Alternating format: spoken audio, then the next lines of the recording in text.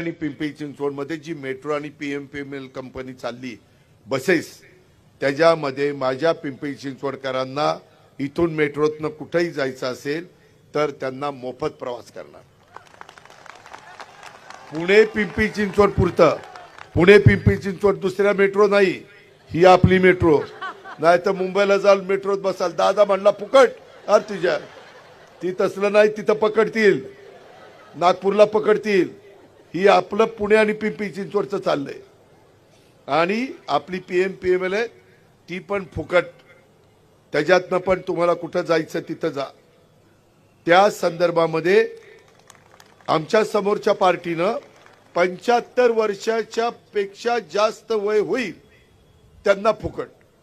आता ज्याला जन्माला आलेला 75 वर्ष वाट बघायचं, कधी मी 75चं व्हायचो, कधी फुकट जायचो, कधी फुकट जायचो। आम्ही ते बंदच केलं, जन्माला आलं जा फुकट आणि शेवटपर्यंत फुकट जा, जोपर्यंत वर जात नाही तोपर्यंत फुकट। काय अडचण आहे? आणि मी हे करून दाखवणार आहे। मी शब्दाचा पक्का आहे। मी ज्यावेळेस विधानसभेच्या निवडणुकीला सांगितलं मी माझ्या लाडक्या बहिणींना मदत करणार, मी मदत केली आहे।